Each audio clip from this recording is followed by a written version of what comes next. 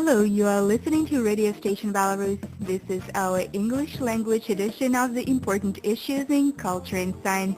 And now we are glad to invite you in the world of informal culture. I'm Olga Hudson and I will get you acquainted with talented and extraordinary people of Belarus. I hope you will enjoy our program.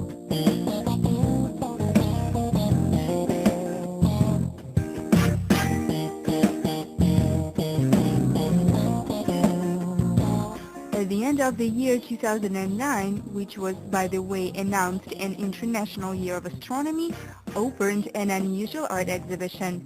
It is called Astral Painting. The author of the artworks that at first glance are hard to understand is the Belarusian artist Victor Vasiukevich. He is considered to be an avant-garde painter. So I used the opportunity and attended this exhibition. I walked around the paintings trying to understand them with my mind. I worked really hard, but nothing happened. I decided to turn to the artist for help. I have prepared a list of questions one would ask an artist, but the conversation went an absolutely different way, and I completely forgot about this list.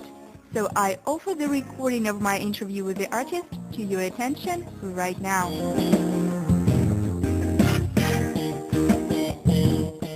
Recently has opened one more of your multiple exhibitions. Many of your artworks can be found in the private collections in Germany, Russia, and United States. But I'm curious to know, how has it all started? How and when did you become an artist? Наверное, не решал становиться художником. Это было, наверное, предопределено. Да. Иначе бы ничего бы не было. Я прикладывал невероятные усилия, но... I have never made such a decision. I guess it was simply meant to be this way. It was my destiny. At first, I applied my efforts to become an artist and had my own vision of the way, but God had prepared another route for me, and nevertheless I still became an artist, so it was God's will and was meant to be. I was a child when I first started painting. When I had a birthday, my relatives gave me as present watercolors. I did paint and even liked it. I continued to paint in high school, but it was more of a hobby. I wasn't passionate about it or anything like that. I didn't take it seriously at all. Only when I returned back from my service in the army, I was 23 then, I decided to become an artist. You see, all began with the scent of oil paint. My friend brought the oil paints and opened the tubes, and I fell in love with their smell. It was the most appealing fragrance for me in the world, and it skyrocketed from there. It was a turning point in my life. Before that, I did visit various galleries and art exhibitions, but none of the paintings touched my soul. Art in general didn't affect me, but those oil paints changed it all. So I made 3 attempts to enter the current Academy of Arts in Minsk. Then it was called differently, but I failed.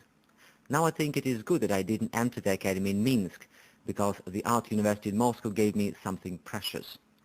There I was free to find myself and develop my own unique style of painting. I think this is so important for any aspiring artist. There was no any pressure on me from any accomplished painters. You know, they didn't teach me the way they do it. I learned my own way and worked out my own style. I didn't turn into somebody's clone. This is so important. However, there were people and artists who, so to say, left an imprint in my artistic biography. I had a friend, for example, who lived in Mogilov and worked as an artist in a theater. So we went to the plein air and painted several landscapes in watercolors and pencil. It was a great experience and I learned a lot. Besides, I also used to attend an art studio where teachers were husband and wife, Peter and Tamara Shatilo. The atmosphere was free, liberating and creative there. Many art students of the studio entered and enter prestigious art universities and faculties. The Shatilo family are not only great people, but also great teachers. I know that at various stages of your creative work you went through surrealism, phantasmagoria, and how did you turn to abstract expressionism? Не знаю, это нельзя назвать абстракцией, надуманной картиной. Эти картины не надуманные. I do not know. You can't really call it abstraction. These paintings didn't come from my mind. These images and visions came from my inner words, my heart. This is the way I see the other world. When I work on my paintings, I do not use my brains. And what concerns surrealism, it's already a past stage of the mankind. A surrealistic painting, let's take Salvador Dali, for example, no offense, but this is not spiritual painting, you know. His works look more like paintings for theater decorations. That is why there is no soul there. It's an extremely professional, complicated and highly technical artwork. Picasso, for example, is closer to me and my spiritual thinking, the period of Picasso. His manner of painting I liked. There was also a Russian artist, Zverev. If he didn't turn to realism and real objects, one could see great works that came from the unconscious. Despite the fact that he was a drunkard, he was extremely talented. However, sometimes alcohol addiction helps some talented people create their masterpieces. It's a complicated question. Actually, I do not follow the creative works of other artists. I do not even know why. Maybe because I do not need it. You see, I do not try to please anybody or this civilization as a whole. If I did so, I would have followed and observed the paintings of other artists. But I do not. If someone is interested in my art, let them watch it closely. If not, it's also okay with me.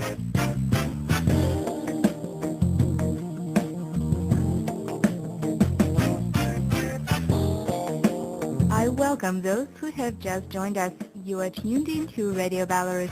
In the studio working for you are Olga Hudson and Sandra Nevsky, and this is the program that narrates about all aspects of alternative art.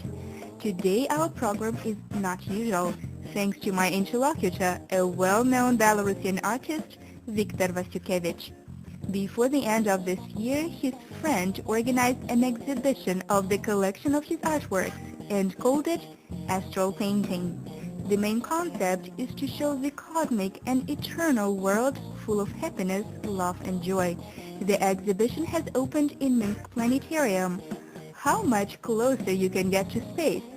So we found time and met with the artist himself to find out how he himself sees the world and what he wants to tell us with his paintings.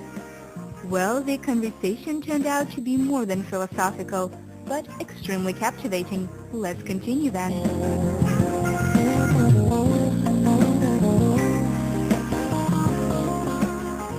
You know, they say that all talented people in various stages of their life are in search. Are you looking for any universal truth or anything like that at this period of your life, right now? Мне кажется, что у человека есть только один этап в жизни. Один этап. Вот этот миг. Духовность — это миг. А все эти этапы, там, я не знаю, это придумали для художника. You know, I'm convinced that there are no stages in life. It is only one period spirituality, and it is instant. All those periods were made up for the artist, for them to put their poor works to the earlier stage, and more successful ones to a later or current period. If we go this way, we can gather paintings and drawings of famous paints in childhood and say that this was his early period. But if he never became popular, no one would have known about this period of his life. This is so conventional. The same with the writers or actors. You see, our life is timeless and eternal. We're temporarily here and in these bodies. And there's no beginning and the end of the creative work. It is the process. It can only be divided into so-called edges or borders. Like with Picasso as red, purple and blue facets. I'm personally not looking for anything with my brains. The only thing I search, and I'm afraid to lose, is this connection with God. I do not care about myself, my physical body. To some extent, you may consider me as mediator between God and that other world and this world. And I do my best to depict what I see there, what my intuition sees. But the quality is poor. Of course, you can say that there are no good materials, like canvases big enough for paints. Besides, it is next to impossible to show you, with the material things, oil paint in my case, what your intuition sees, the pure world. Besides, a person has to be spiritually strong and developed, and I have a long way to go. One has to be pure in spirit, you know. Thus the soul will transfer all it sees differently.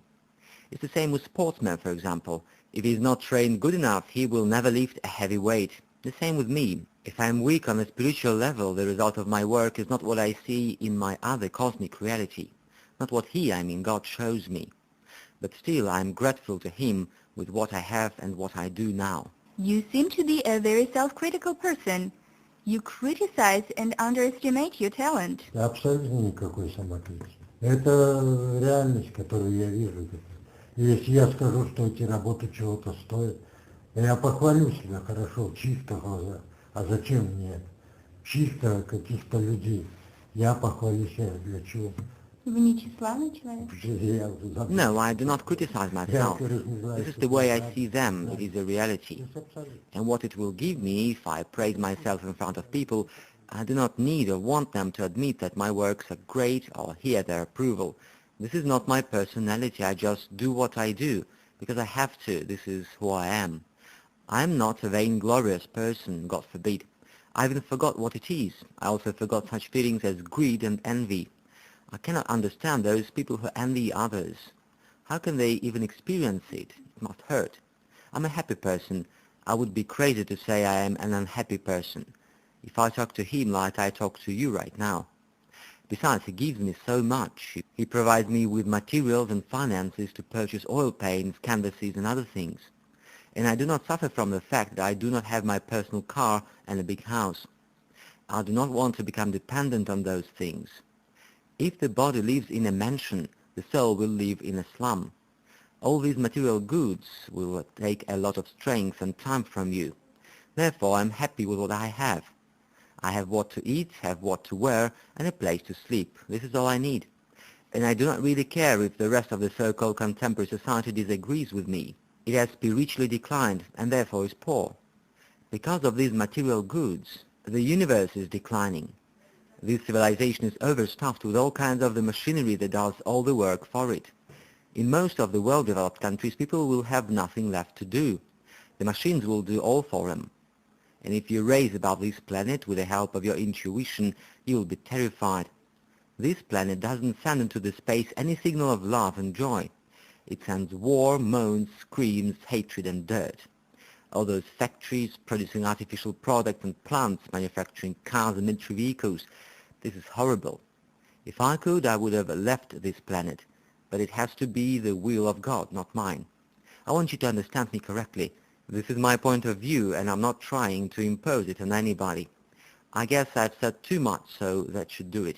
And what do you think of such expression of Dostoevsky, beauty will save the world? Can the art save the world? Может, музыка, искусство.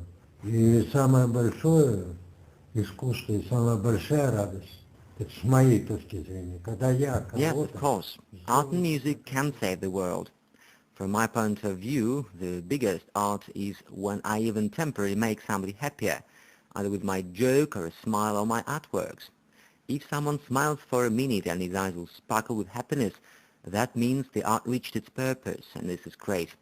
And what concerns the paintings and the artworks, the art critics educated the audience incorrectly. They told them when you observe or look at the painting, you need to try to understand what it also wants to tell the world with it. Try to find literal or figurative sense, otherwise you are stupid. I strongly disagree with this kind of approach. If you look at the painting and didn't find the meaning but simply enjoyed it, this is good enough. It tells me that the artist or a composer have reached their purpose. But still, through your paintings, what does God want to say to mankind? Он хочет сказать, наверное, что хватит уже тормозить цивилизацию своим темным умом. He's trying to say that it is enough to decelerate and retard our civilization with brains and great minds. It's a high time to turn to heart, soul and inner spirit. The biggest moving force of the progress is love and heart. God doesn't look at your brains, but the heart is of the utmost importance for you. He sees and knows everything, but the mankind went the wrong, materialistic way. And the realistic art that depicts all it sees around also prevents our spiritual development. I do not consider it to be a real art.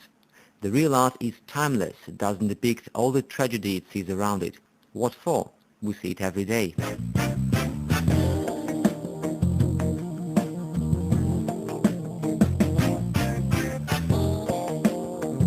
The time of the program has come to an end, but our conversation with Victor is not finished yet.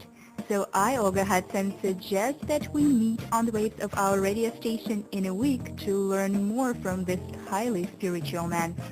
Oh, by the way, after the interview with Victor, I took another attempt and looked at the paintings. This time, I was not trying to use my head. I simply enjoyed them. And oh God, miracle has happened. I did see the light streaming right from the very middle of the paintings. I was leaving the planetarium and the exhibition a happy and elevated person.